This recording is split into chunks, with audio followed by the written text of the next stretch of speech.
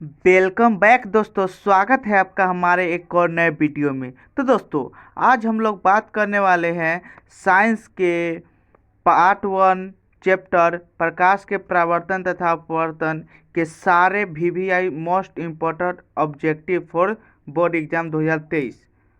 तो please video में बने रहे। अगर चैनल पर नए हैं तो प्लीज़ चैनल को सब्सक्राइब कर ले। तो चलिए स्टार्ट करते हैं। तो देखिए दोस्तों, हमारा पहला क्वेश्चन दिया हुआ है यहाँ पे कि प्रकाश की किरण गमन करती है सीधी रेखा में, टेढ़ी रेखा में, किसी भी दिशा में, इनमें से कोई नहीं। तो गाइस, चूँकि हम लोग जानते हैं कि प्रकाश की रेखा सीधी सीधी प्रकाश की किरण सीधी रेखा में गमन करती है, तो गाइस हमारा सही ऑप्शन हो जाएगा ऑप्शन नंबर ए। चलिए बढ़ते हैं नेक्स्ट क्वेश्चन की तरफ। देखिए दोस्तों, हमारा नेक्स्ट क्वेश्चन कहता है कि समतल दर्पण द्वारा बना प्रतिबिंब होता है, क्या होता है? वास्तविक, काल्पनिक, दोनों, इनमें से कोई नहीं। तो गाइस, चूँकि हम लोग जानते हैं कि समतल दर्पण द्वारा बना प्रतिबिंब काल्पनिक होता है, तो काल्पनिक हमारा ऑप्शन नंबर बी करेक्ट हो जाएगा।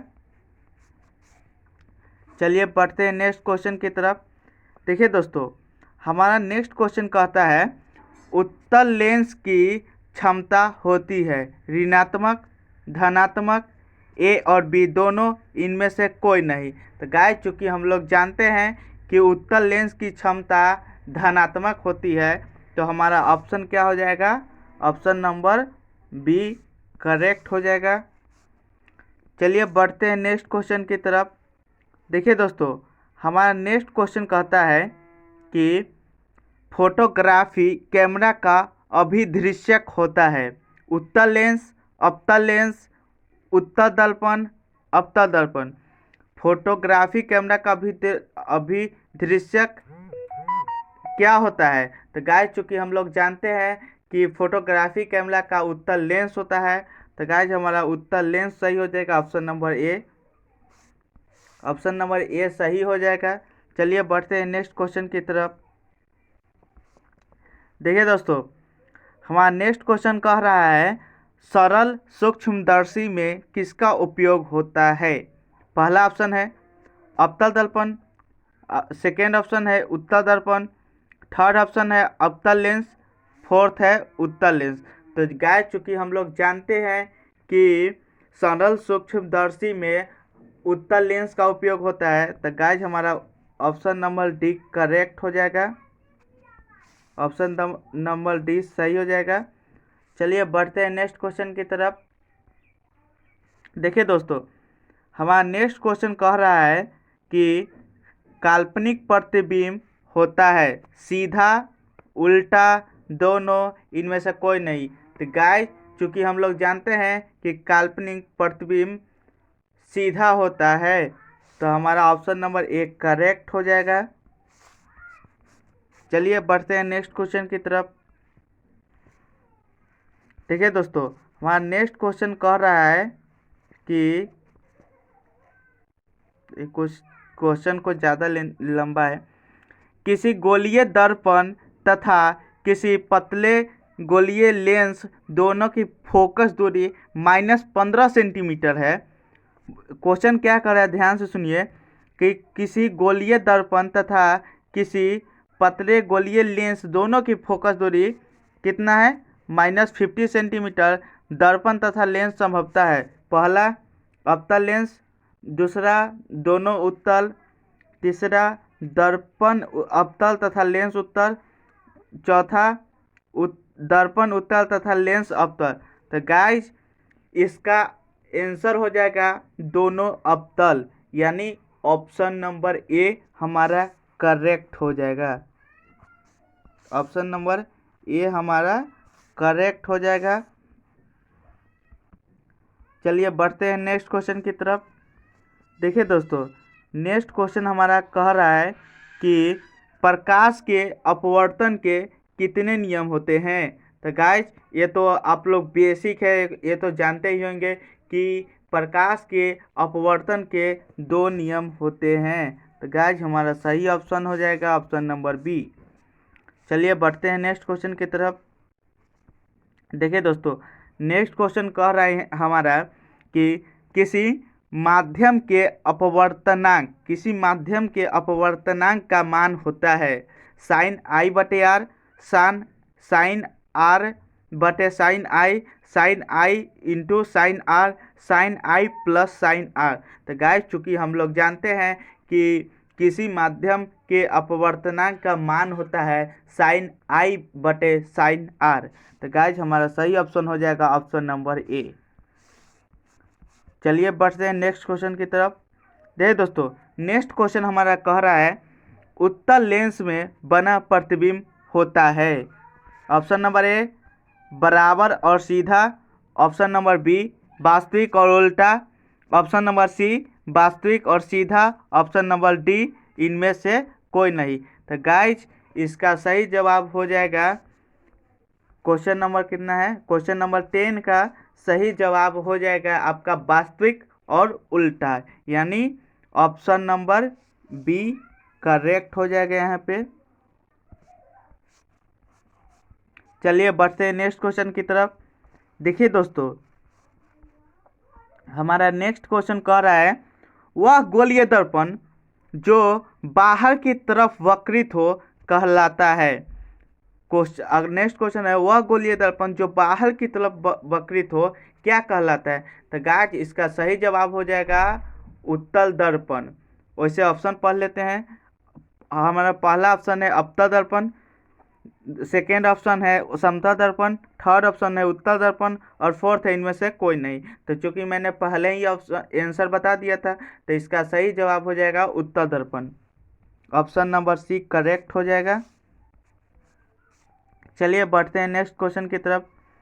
देखिए दोस्तों, हमारा नेक्स्ट क्वेश्चन कह रहा है इनमें से कौन दर्पण का सूत्र है। तो गाइज इस पर क्वेश्चन बोर्ड एग्जाम में हर साल पूछा जाता है और इस बार भी संभावना है कि पूछा जाएगा। तो आप लोग दर्पण सूत्र को याद करके ही जाना है बोर्ड एग्जाम में। तो देखिए दोस्तों, इसका दर्पण सूत्र क्या होता है। इसका दर्पण सूत्र होता है 1/v plus 1/u equal to 1/f। नहीं, इसका ई होता है। और हमारा सेकेंड ऑप्शन है 1/u minus 1/v equal to 1/f। हमारा थर्ड ऑप्शन बोल रहा है 1/v plus u/1 equal to 1/f। हमारा डी ऑप्शन कर रहा है v/1 plus 1/u equal to 1/f। तो गाइज आपका सही जवाब हो जाएगा ए कि 1/v plus 1/u equal to 1/f। ये हमारा दर्पण सूत्र होता है। चलिए बढ़ते हैं नेक्स्ट क्वेश्चन की तरफ। देखिए दोस्तों, हमारा नेक्स्ट क्वेश्चन कह रहा है कि पतले लेंस की आवर्धन क्षमता होती है। पतले लेंस की आवर्धन क्षमता कितनी होती है, कम होती है, अधिक होती है, संतुलित होती है या सभी होती है। तो गाइस चूंकि हम लोग जानते हैं कि पतले लेंस की आवर्धन क्षमता कम होती है, तो गाइस इसका सही जवाब हो जाएगा ऑप्शन नंबर ए। करेक्ट हो जाएगा ऑप्शन नंबर ए। चलिए बढ़ते हैं नेक्स्ट क्वेश्चन की तरफ।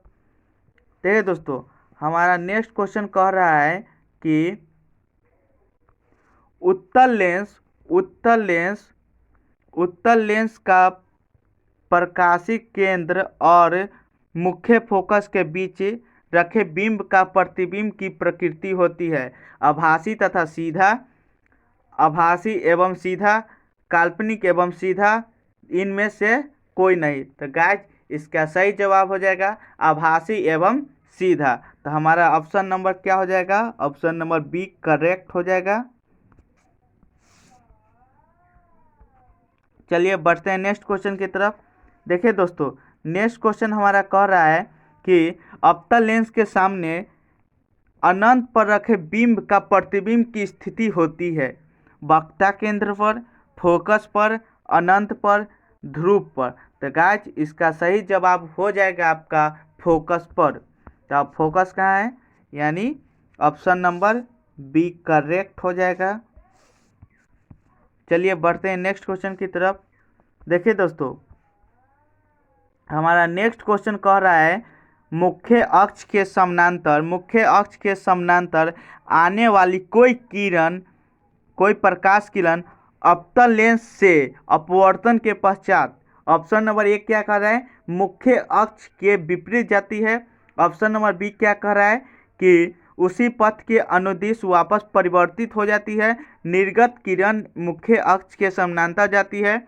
निर्गत किरण मुख्य अक्ष से दूर जाती है। तो गाइज इसका सही जवाब हो जाएगा ऑप्शन नंबर डी, निर्गत किरण मुख्य अक्ष से दूर जाती है, यानी ऑप्शन डी हमारा करेक्ट हो जाएगा। यहाँ पे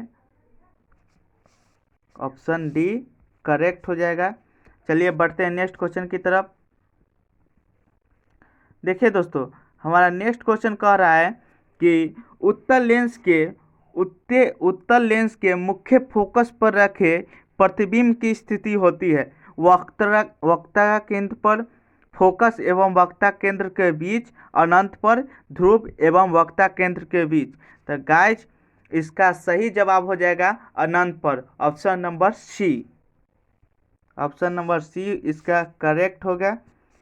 चलिए बढ़ते हैं नेक्स्ट क्वेश्चन की तरफ। देखिए दोस्तों,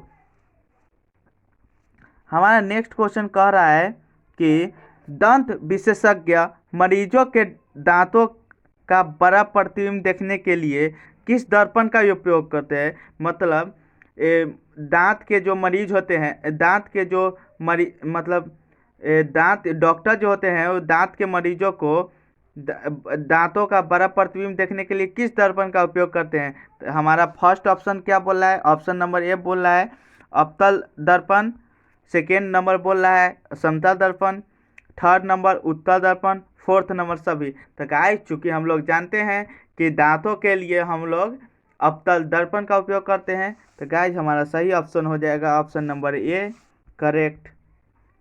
चलिए बढ़ते हैं नेक्स्ट क्वेश्चन की तरफ। देखिए दोस्तों, हमारा नेक्स्ट क्वेश्चन कह रहा है कि दो वक्रीय पृष्ठों से घिरे ठोस माध्यम को कहते हैं, क्या कहते हैं। तो हमारा पहला ऑप्शन है गोलीय दर्पण, हमारा सेकेंड ऑप्शन है त्रिज्या, हमारा थर्ड ऑप्शन है गोलीय लेंस और चौथा ऑप्शन है समतल दर्पण। तो गाइज इसका सही जवाब हो जाएगा गोलीय लेंस, यानी ऑप्शन नंबर सी करेक्ट हो जाएगा। चलिए बढ़ते हैं नेक्स्ट क्वेश्चन की तरफ। देखिए दोस्तों, ये तो बहुत ज़्यादा बेसिक क्वेश्चन है कि दाढ़ी बनाने में कौन सा दर्पण प्रयुक्त होता है, समतल दर्पण, उत्तल दर्पण, अवतल दर्पण, इनमें से कोई नहीं। तो गाइस चूँकि हम लोग बचपन से ही जानते हैं कि दाढ़ी बनाने में अवतल दर्पण का उपयोग होता है, तो हमारा सही आंसर हो जाएगा अवतल दर्पण और ऑप्शन नंबर सी करेक्ट हो जाएगा। चलिए बढ़ते हैं नेक्स्ट क्वेश्चन की तरफ। तो दोस्तों, हमारा नेक्स्ट क्वेश्चन कह रहा है यहाँ पे कि प्रकाश की किरण हवा से कांच में प्रवेश करती है। प्रकाश की किरण जब हवा से कांच में प्रवेश करती है तो मुड़ जाती है अभिलंब से दूर, अभिलंब के निकट, अभिलंब के समानांतर, या इनमें से कोई नहीं। तो गाइस चूँकि हम लोग जानते हैं कि जब प्रकाश किरण हवा से कांच में प्रवेश करती है तो अभिलंब के निकट जाती है। तो गाइस हमारा सही आंसर हो जाएगा अभिलंब के निकट, ऑप्शन नंबर बी करेक्ट हो जाएगा। चलिए बढ़ते हैं नेक्स्ट क्वेश्चन की तरफ। देखिए दोस्तों, नेक्स्ट क्वेश्चन बहुत ज़्यादा अच्छा है और बहुत ही ज़्यादा VVI है। ये क्वेश्चन बार बार बोर्ड एग्जाम में पूछा जाता है कि लेंस की क्षमता का एसआई मतलब क्या होता है। लेंस की क्षमता का एसआई मतलब क्या होता है, डायोप्टर, ल्यूमन, लक्स, एंगस्ट्रम। तो गाइस इसका सही जवाब हो जाएगा option number A. Option number A क्या है, डायोप्टर। चलिए बढ़ते हैं नेक्स्ट क्वेश्चन की तरफ। हमसे नेक्स्ट क्वेश्चन कह रहा है कि प्रकाश का वेग न्यूनतम होता है, किसमें प्रकाश का वेग न्यूनतम होता है, निर्वात में, जल में, वायु में, कांच में। तो गाइस चूँकि हम लोग जानते हैं कि प्रकाश का वेग कांच में बहुत ही ज़्यादा कम होता है, तो गाइस इसका सही जवाब हो जाएगा ऑप्शन नंबर डी करेक्ट हो जाएगा, ऑप्शन नंबर डी यानी कांच में। चलिए बढ़ते हैं नेक्स्ट क्वेश्चन की तरफ। देखिए दोस्तों, हमारा नेक्स्ट क्वेश्चन यहाँ पे कह रहा है कि मोटर गाड़ी के चालक के सामने लगा रहता है, मतलब मोटर गाड़ी जो होता है उसके चालक के सामने क्या लगा रहता है? जैसे आप कभी बाइक वाइक चलाए होंगे तो उसके सामने क्या लगा रहता है? समतल दर्पण लगा रहता है, उत्तल दर्पण लगा रहता है, अवतल दर्पण लगा रहता है, या उत्तल लेंस लगा रहता है? तो गाइस, चूंकि अगर आप लोग नहीं भी जानते होंगे तो मैं बता देता हूँ कि जो आप लोग बाइक चलाते हैं, मोटरसाइकिल, उसके सामने जो दर्पण लगा रहता है उसे हम लोग उत्तल दर्पण कहते हैं। तो गाइस, इसका सही जवाब हो जाएगा उत्तल दर्पण। चलिए बढ़ते हैं नेक्स्ट क्वेश्चन की तरफ। देखिए दोस्तों, हमारा नेक्स्ट क्वेश्चन कह रहा है मोटर कार के हेडलाइट में किसका प्रयोग होता है? मोटर कार के हेडलाइट में किसका प्रयोग होता है? समतल दर्पण का, उत्तल दर्पण का, अवतल दर्पण का, या उत्तल लेंस का? तो गाइस, चूंकि हम लोग जानते हैं कि मोटर कार के हेडलाइट में अवतल दर्पण का प्रयोग होता है, तो अवतल दर्पण हमारा ऑप्शन नंबर सी करेक्ट हो जाएगा। चलिए बढ़ते हैं हम लोग नेक्स्ट क्वेश्चन की तरफ। देखिए दोस्तों, हमारा नेक्स्ट क्वेश्चन बहुत ही ज़्यादा अच्छा और प्यारा है। ये कह रहा है हमसे कि निर्गत किरण जो है एवं अभिलंब के बीच बने कोण को क्या कहते हैं? इसका कहना है कि निर्गत किरण और अभिलंब के बीच बने कोण को क्या कहते हैं? आपतन कोण कहते हैं, या परावर्तन कोण कहते हैं, या निर्गत कोण कहते हैं, या इनमें से कोई नहीं होगा? तो गाइस, चूँकि हम लोग जानते हैं कि निर्गत किरण एवं अभिलंब के बीच बने कोण को हम लोग निर्गत कोण कहते हैं, तो हमारा ऑप्शन नंबर सी करेक्ट हो जाएगा, निर्गत कोण हो जाएगा। चलिए बढ़ते हैं नेक्स्ट क्वेश्चन की तरफ। देखिए दोस्तों, हमारा नेक्स्ट क्वेश्चन कह रहा है हमसे परावर्तन के नियम से निर्धारित होता है। आपतन कोण परावर्तन कोण के बराबर होता है, परावर्तन कोण अपवर्तन कोण के बराबर होता है, आपतन कोण विचलन कोण के बराबर होता है, या इनमें से कोई नहीं? गाइस, इसमें बहुत ज़्यादा कन्फ्यूजन होता है। क्यों? क्योंकि आप लोग यहाँ पे देखते हैं परावर्तन लिखा है, सीधे परावर्तन देखते हैं और इस पर मार देते हैं कि आपतन कोण परावर्तन कोण के बराबर होता है। तो गाइस, ये गलत है। इसका सही जवाब आपका हो जाएगा यहाँ पे परावर्तन इक्वल टू अपवर्तन, यानी option number B. Option number b क्या कह रहा है हमसे? परावर्तन कोण इक्वल टू अपवर्तन कोण। इसको ध्यान रखिएगा। हमारा नेक्स्ट क्वेश्चन कह रहा है एक उत्तल लेंस होता है। एक उत्तल लेंस क्या होता है? सभी जगह समान मोटाई होती है उत्तल लेंस की, या बीच की अपेक्षा किनारों पर मोटा होता है, किनारों की अपेक्षा बीच में मोटा होता है, इनमें से कोई नहीं? तो गाइस, चूंकि हम लोग जानते हैं कि एक उत्तल लेंस किनारों की अपेक्षा बीच में मोटा होता है, किनारों की अपेक्षा बीच में मोटा होता है, तो गाइस इसका सही ऑप्शन हो जाएगा option number c. Option number c क्या कह रहा है हमसे कि किनारों की अपेक्षा बीच में मोटा होता है, यानी ऑप्शन नंबर सी करेक्ट है। चलिए बढ़ते हैं नेक्स्ट क्वेश्चन की तरफ। देखिए दोस्तों, हमारा नेक्स्ट क्वेश्चन कर रहा है कि गोलीय दर्पण के परावर्तक पृष्ठ के केंद्र को दर्पण का कहा जाता है। क्या कहा जाता है?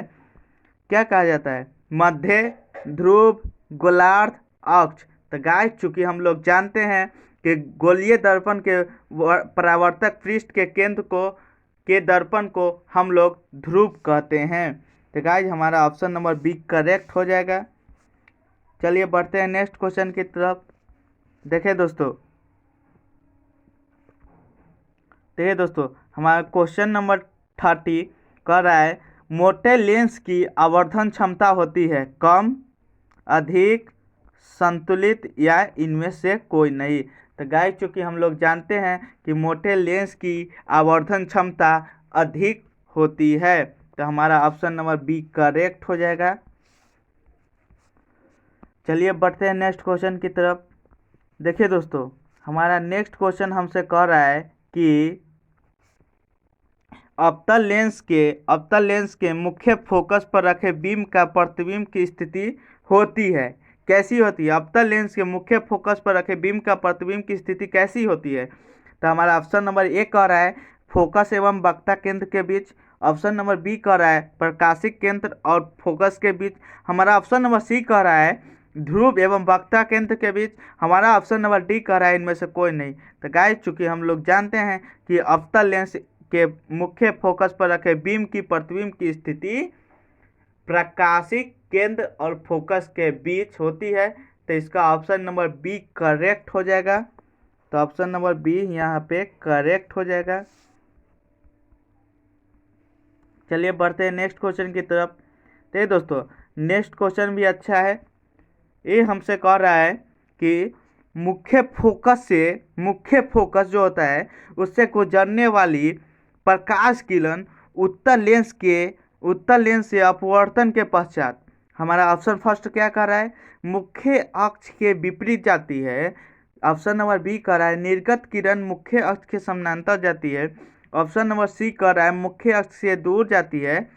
और ऑप्शन डी कर रहा है उसी पथ के अनुदिश वापस परिवर्तित हो जाती है। तो गाइज चूंकि हम लोग जानते हैं कि निर्गत किरण मुख्य अक्ष के समानांतर जाती है, तो गाइज इसका सही ऑप्शन हो जाएगा option number B. Option number b इसका सही जवाब है, निर्गत किरण मुख्य अक्ष के समानांतर जाती है। चलिए बढ़ते हैं नेक्स्ट क्वेश्चन की तरफ। देखिए दोस्तों हमारा नेक्स्ट क्वेश्चन कह रहा है गोलीय दर्पण का वक्ता केंद्र को किस अक्ष से निरूपित किया जाता है। गोलीय दर्पण का वक्ता केंद्र को किस अक्ष से निरूपित किया जाता है।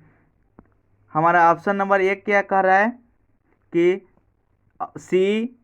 Option number B option number B कह रहा है पी। ऑप्शन नंबर सी कह रहा है ओ।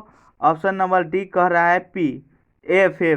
तो गाइज इसका सही ऑप्शन हो जाएगा ऑप्शन नंबर, इसका सही जवाब हो जाएगा ऑप्शन नंबर ए सी।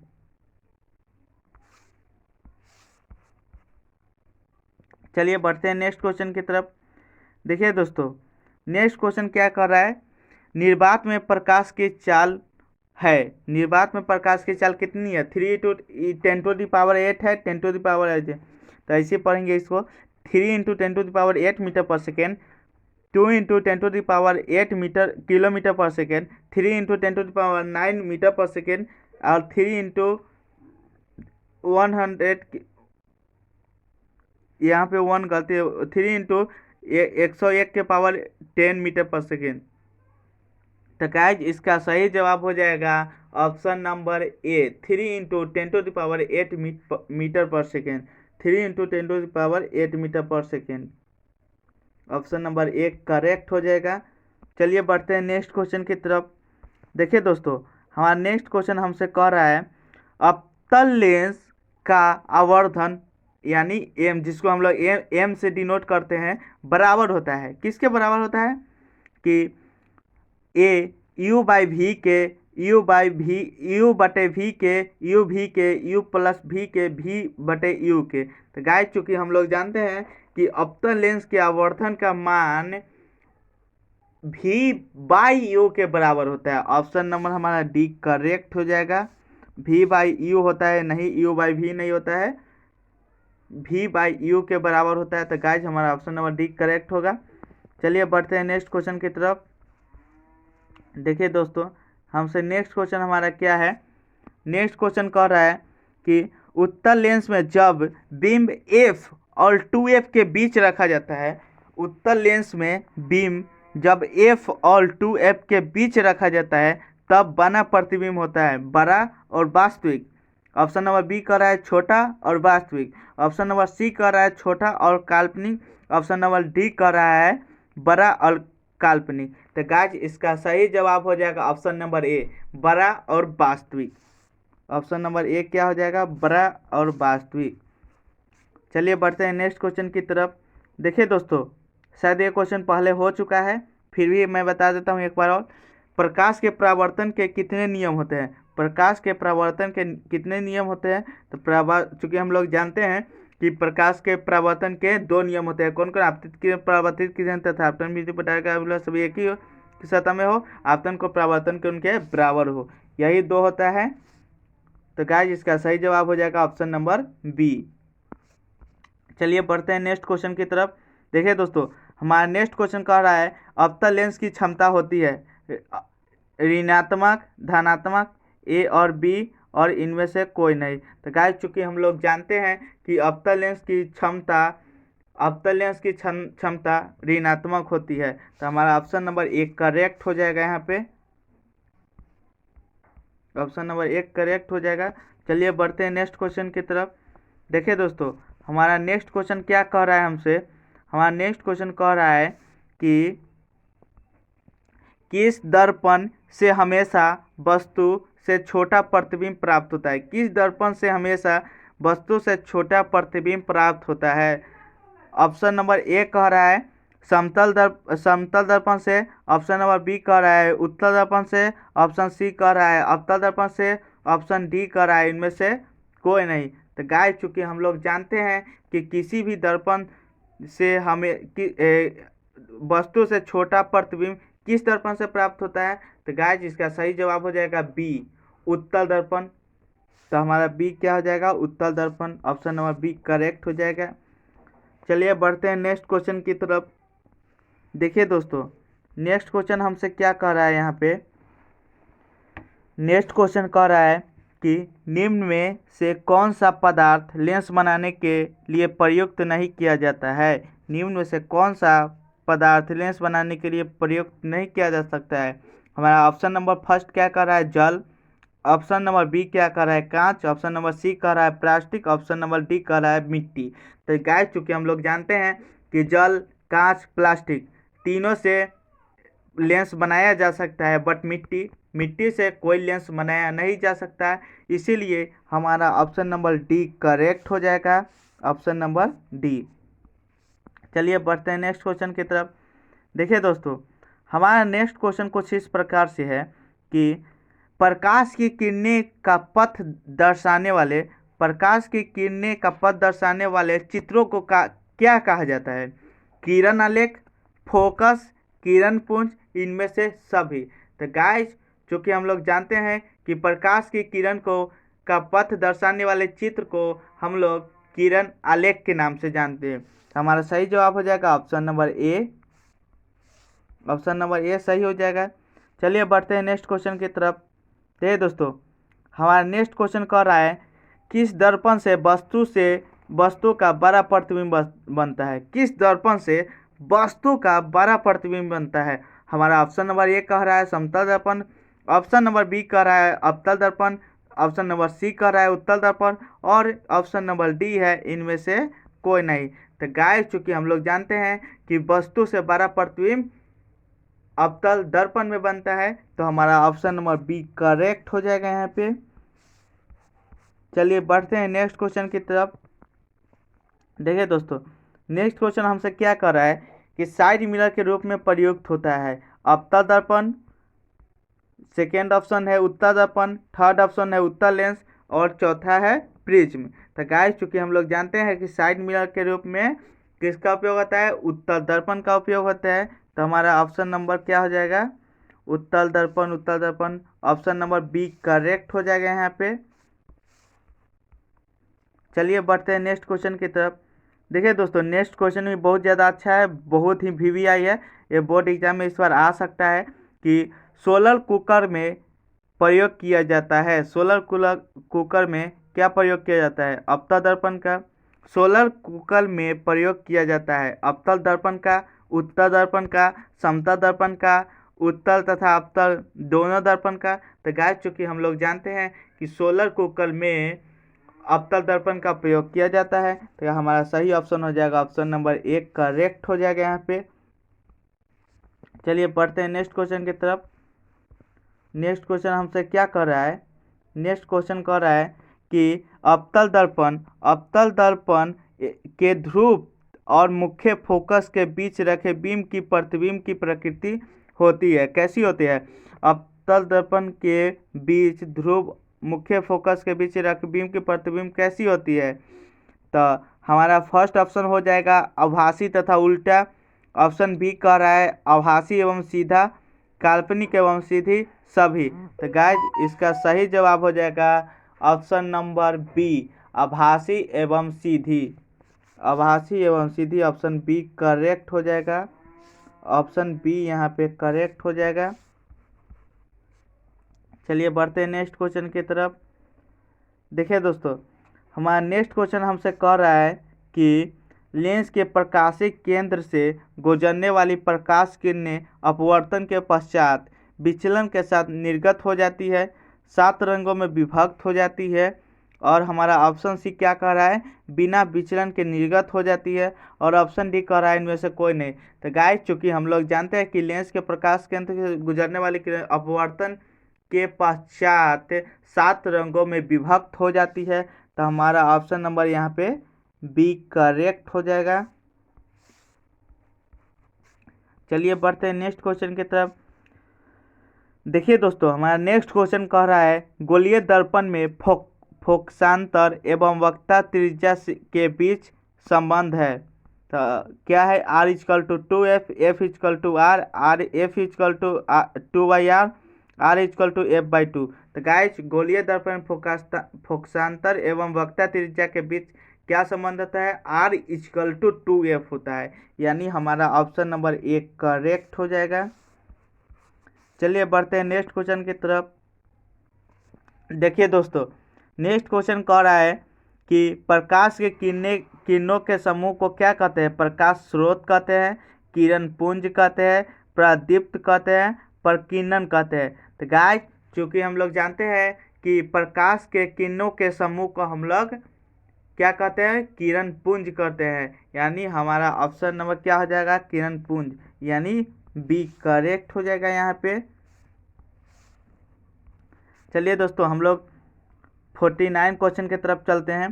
देखिए दोस्तों, हमारा 49 क्वेश्चन कह रहा है अवतल लेंस को कहते हैं, अवतल लेंस को हम लोग क्या कहते हैं, अभिसारी लेंस कहते हैं, द्विवी अवतल लेंस कहते हैं, अपसारी लेंस कहते हैं, या इनमें से कोई नहीं। तो गाइस, चूंकि हम लोग जानते हैं कि अवतल लेंस को हम लोग क्या कहते हैं, अपसारी लेंस कहते हैं, अपसारी लेंस कहते हैं। तो गाइस, इसका सही जवाब हो जाएगा ऑप्शन नंबर सी। चलिए बढ़ते हैं नेक्स्ट क्वेश्चन की तरफ। देखिए दोस्तों, नेक्स्ट क्वेश्चन में बहुत ज़्यादा VVI है, ये 2023 मैट्रिक एग्जाम के लिए बहुत ज़्यादा VVI इस पर पूछने की बहुत ज़्यादा संभावना है। तो हमारा 50 नंबर क्वेश्चन क्या कर रहा है, सर्च लाइट का प्रवर्तक सतह होता है उत्तर, अवतल, समतल, इनमें से कोई नहीं। तो गाइस, इसका सही जवाब हो जाएगा अवतल, अवतल, यानी ऑप्शन नंबर बी करेक्ट हो जाएगा।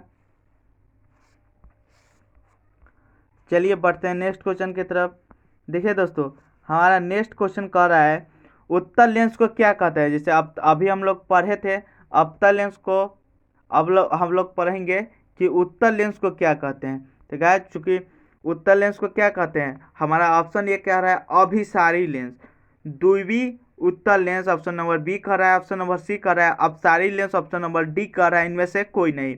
तो गाइस, चूंकि हम लोग जानते हैं या नहीं जानते हैं, तो आज जान लीजिए कि उत्तल लेंस को हम लोग अभिसारी लेंस कहते हैं, अभिसारी लेंस कहते हैं, अभिसारी लेंस, यानी ऑप्शन नंबर ए हमारा करेक्ट हो जाएगा यहाँ पे।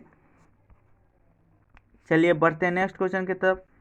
देखिए दोस्तों, हमारा नेक्स्ट क्वेश्चन कुछ इस प्रकार से है कि किस लेंस के द्वारा सिर्फ काल्पनिक प्रतिबिंब बनता है। यहाँ पे बनता है किस लेंस के द्वारा सिर्फ काल्पनिक प्रतिबिंब बनता है। हमारा ऑप्शन नंबर ए क्या कर रहा है, उत्तल, ऑप्शन नंबर बी क्या कर रहा है, अवतल, ऑप्शन नंबर सी कर रहा है बाइफोकल, ऑप्शन नंबर डी कर रहा है इनमें से कोई नहीं। तो गाइस, चूंकि हम लोग जानते हैं कि काल्पनिक प्रतिबिंब अवतल लेंस के द्वारा बनता है, तो हमारा ऑप्शन नंबर इसका बी करेक्ट हो जाएगा यहाँ पे। चलिए बढ़ते हैं नेक्स्ट क्वेश्चन की तरफ। देखिए दोस्तों, नेक्स्ट क्वेश्चन हमसे कह रहा है कि लेंस के केंद्रीय बिंदु को कहते हैं, लेंस के केंद्रीय बिंदु को कहते हैं वक्ता केंद्र, प्रकाशिक केंद्र, द्वारक केंद्र, अक्ष केंद्र। तो गाइस, इसका सही जवाब हो जाएगा प्रकाशिक केंद्र। तो प्रकाशिक केंद्र ऑप्शन नंबर बी करेक्ट हो जाएगा यहाँ पे, ऑप्शन नंबर बी यहाँ पे करेक्ट हो जाएगा। चलिए बढ़ते हैं नेक्स्ट क्वेश्चन की तरफ। देखिए दोस्तों, हमारा नेक्स्ट क्वेश्चन कह रहा है अवतल दर्पण के सामने अनंत पर रखे बीम की प्रतिबिंब की स्थिति होती है। अवतल दर्पण के सामने रखे बीम के प्रतिबिंब की स्थिति कैसी होती है? वक्ता केंद्र पर, अनंत पर, ध्रुव पर, फोकस पर। तो गाइस चूंकि हम लोग जानते हैं कि अवतल दर्पण के सामने अनंत पर रखे बीम की प्रतिबिंब की स्थिति फोकस पर होती है, तो हमारा ऑप्शन नंबर डी यहाँ पे करेक्ट हो जाएगा। चलिए बढ़ते हैं नेक्स्ट क्वेश्चन की तरफ। देखिए दोस्तों, हमारा नेक्स्ट क्वेश्चन क्या कह रहा है कि लेंस में मुख्य फोकस की संख्या कितनी होती है?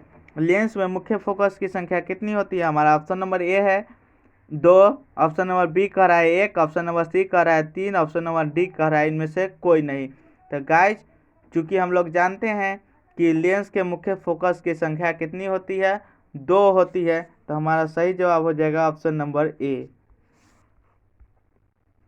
चलिए बढ़ते हैं नेक्स्ट क्वेश्चन की तरफ। देखिए दोस्तों, हमारा नेक्स्ट क्वेश्चन कह रहा है कि किसी शब्दकोश में पाए गए छोटे अक्षरों को पढ़ते समय आप निम्न में कौन सा लेंस पसंद करेंगे? ऑप्शन नंबर ए क्या कह रहा है? 50 सेंटीमीटर फोकस दूरी वाला अवतल लेंस, 50 सेंटीमीटर फोकस दूरी वाला उत्तल लेंस, 5 सेंटीमीटर फोकस दूरी वाला अवतल लेंस और 5 ही सेंटीमीटर फोकस दूरी वाला एक उत्तल लेंस। तो गाइस इसका सही जवाब हो जाएगा 5 सेंटीमीटर फोकस दूरी वाला उत्तल लेंस। उत्तल लेंस का प्रयोग होता है, तो हमारा ऑप्शन नंबर यहाँ पे डी करेक्ट हो जाएगा। चलिए बढ़ते हैं नेक्स्ट क्वेश्चन की तरफ। देखिए दोस्तों, हमारा नेक्स्ट क्वेश्चन कह रहा है कि अवतल दर्पण के मुख्य फोकस पर रखे बीम के प्रतिबिंब की स्थिति कैसी होती है? तो गाइस हम लोग लगता है ऐसा क्वेश्चन थर्ड बार देखने वाले हैं। तो क्या इसका ऑप्शन नंबर क्या कह रहा है? ये वक्ता केंद्र पर, ऑप्शन नंबर बी कह रहा है मध्य बिंदु पर, ऑप्शन नंबर सी कह रहा है अनंत पर और ऑप्शन नंबर डी कह रहा है सभी पर। तो गाइस हम लोग जानते हैं तो अवतल दर्पण के मुख्य फोकस पर रखे बीम की प्रतिबिंब की स्थिति कैसी होती है? तो गाइस इसका सही जवाब हो जाएगा अनंत पर, यानी ऑप्शन नंबर सी हमारा करेक्ट हो जाएगा यहाँ पे। चलिए बढ़ते हैं नेक्स्ट क्वेश्चन की तरफ। देखिए दोस्तों, ये हमारा लास्ट क्वेश्चन है। तो हमारा लास्ट क्वेश्चन क्या कर रहा है? किसी लेंस द्वारा उत्पन्न आवर्धन का एसआई मात्रक क्या है? किसी लेंस द्वारा उत्पन्न आवर्धन का एसआई मात्रक क्या है? ऑप्शन नंबर ए कह रहा है हमसे मीटर, सेंटीमीटर, मिलीमीटर, मात्रक विहीन। तो हमारा इसका सही ऑप्शन हो जाएगा ऑप्शन नंबर डी, मात्रक विहीन हो जाएगा। ऑप्शन नंबर डी हमारा करेक्ट हो जाएगा यहाँ पे। तो दोस्तों यही तक था हमारा वीडियो। आई होप आप लोगों को वीडियो बहुत पसंद आया होगा। वीडियो बनाने में बहुत ही ज़्यादा मेहनत लगा है। अगर आप लोगों को सच में वीडियो बहुत पसंद आया तो प्लीज़ वीडियो को लाइक कीजिए, चैनल को सब्सक्राइब कीजिए। मिलते हैं नेक्स्ट वीडियो में, तब तक के लिए बाय बाय।